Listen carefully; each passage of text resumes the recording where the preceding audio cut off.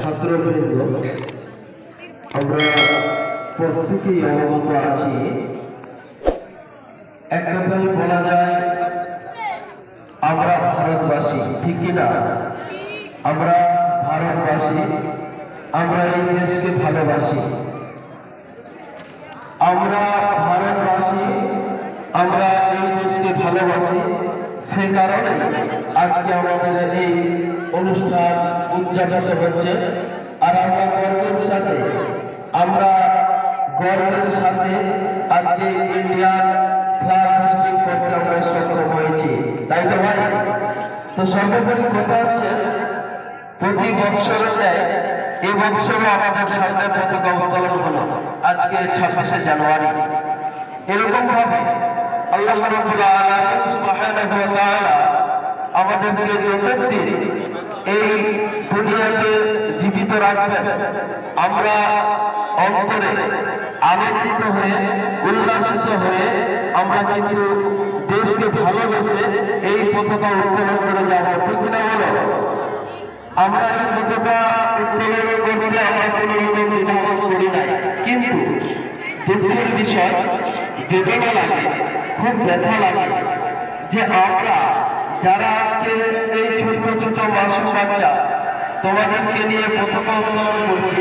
এই শুনে ভালো করে, একটা সময় ছিল 1947 সালের আগে, একটা সময় ছিল 1947 সালের আগে আমাদের কিন্তু তোমাদের মতো সন্তানেরা, তোমাদের মতো ছেলেরা এই পতাকা উত্তোলনের দাবিতে, এই পতাকার দাবিতে তারা কিন্তু মায়ের কোলকে খালি করেছিল। তারা এই দেশকে স্বাধীন করার লক্ষ্যে তারা পিতৃহারা হয়েছিল। এই দেশকে স্বাধীন করার লক্ষ্যে তারা তাদের জীবনকে উৎসর্গ করেছিল এই ভারতবর্ষের মাটিতে। তারা এই পতাকাকে পাওয়ার জন্য নিজের শরীরের লাল তাজা রক্তকে এই ভারতের মাটিতে মিশিয়ে দিয়েছিল। তো ভাই,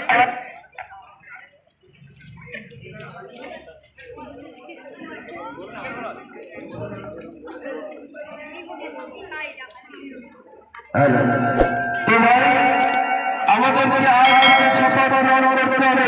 নিশ্চয়ই আমরা শপথ নিয়েছিলাম, আমাদের পূর্বপুরুষরা শপথ নিয়েছিলেন যে আমরা যতদিন বেঁচে থাকবো আমাদের লাল রক্ত তাজা রক্ততে কুইন্টেল কুইন্টেল হতে পারে, হতে পারে, শরীরে এক বিন্দু রক্ত থাকতে আমরা এই দেশকে নির্যাতিত হতে দেব না, ঠিক না?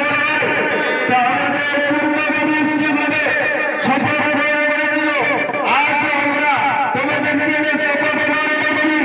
দেশের অশুভ শক্তি কিছু রয়েছে, মাথা চালা দিয়েছে, তারা প্রতিনিয়ত বলতে থাকে মুসলিমরা নাকি এই দেশকে ভালোবাসে না। আরে কাভার তো তোমরা যদি জানতে, ইন্ডিয়ার গেটে গিয়ে দেখতে যে 99,000-এরও বেশি শহীদের নাম রয়েছে, 62,000-এরও বেশি উলামায়ে তাজা রক্তে নাম লেখা রয়েছে। আমরা হচ্ছে তাদেরই উত্তরসূরি, আমরা তাদেরই উত্তরসূরি। দেশ স্বাধীনের আগে যারা কুইন্টেল কুইন্টেল রক্ত শুধু দেয়নি, কুইন্টেল কুইন্টেল সোনা দিয়েছিল। কুইন্টেল কুইন্টেল সোনা যদি না দিত তাহলে এই দেশ কিন্তু স্বাধীন হতো না। প্রিয় ছাত্র বন্ধু, তোমাদের কাছে আমাদের বিশেষ ভারতবর্ষে কোনায় কোনায় কিছু অশুভ শক্তি দাঁড়িয়ে গেছে। এই অশুভ শক্তিকে পরাজয় করতে আমাদেরকে সংবিধানকে মেনে চলতে হবে। আজকে যে দিন 26শে জানুয়ারি, এটা কিন্তু দেশ স্বাধীনের দিন নয়।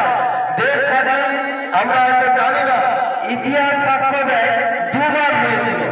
1947 সালে 15ই আগস্ট ঘোষণা করা হয়েছিল, আরেকবার হয়েছিল 1930 সালে 15ই আগস্ট। কিন্তু সংবিধান রচনা হয়েছিল 1950 সালে 26শে জানুয়ারি। সালটা 1950 সাল 26শে জানুয়ারি। 1950 সাল 26শে জানুয়ারি দেশের সংবিধান রচয়িত হয়েছিল। আমরা যাকে নিয়ে গর্ব করতে থাকি তিনি হলেন ভীমরাও আম্বেদকরজি। তেনার নেতৃত্বে এই সংবিধান রচিত হয়েছিল। এনাদেরকে যিনারা সাপোর্ট করেছিলেন আমরা অনেকেই জানি না যে আমাদের মতো ওলামাদের ইতিহাস, কারণ ভারতবর্ষের ইতিহাসে কিন্তু আমাদের মতো ওলামাদের নাম না ইতিহাসের পাতায়, যার জন্য আমরা আজকে ব্যথায় ব্যথিত। আর এই ব্যথা থেকে আরাম মিলতে গেলে, এই ব্যথা থেকে একটু নিদারণ থাকতে হলে আমাদেরকে ইতিহাস পড়তে হবে, তাই না ভাই? ইতিহাস পড়তে হবে। ইতিহাস সাক্ষ্য দেয় ভীমরাও আম্বেদকর যিনি রচয়িতা করেছিলেন ভারতের সংবিধান, তাকে কিন্তু ওলামারা সাপোর্ট করেছিলেন। 1977 সাল থেকে প্রায় 190 বছর ইংরেজরা এই ভারতকে লুটিয়ে পুটিয়ে খেয়েছে। তাদের বিরুদ্ধে গড়ে উঠেছিল মাদ্রাসা, দারুল উলুম দেওবন্দ, এগুলো আমাদের জানা আছে, জানতে হবে। যাই হোক, আমি বিস্তার আলোচনা করবো না, আমরা প্রত্যেকেই ইতিহাসের প্রতি মনোযোগ দেব। আর সর্বশেষ আমার অনুরোধ আবেদন থাকবে, ভাই আমরা আজ থেকে আবারও শপথ করি আমার দেশের বিরুদ্ধে যারা গর্জন দেবে, দর্শন দেবে, আমরা আমাদের গর্জনে তাদেরকে রুখে দেবো ইনশাআল্লাহ। আল্লাহ তাআলা আমাদের বলা এবং শোনার থেকে বেশি বেশি আমল করার তৌফিক দান করুন। আমাদের ভারতবর্ষকে বেশি বেশি ভালোবাসার তৌফিক দান করুন। ভারতবর্ষ কি জিন্দাবাদ, জোরে বলো ভারতবর্ষ কি, ভারতবর্ষ কি, 26শে জানুয়ারি কি,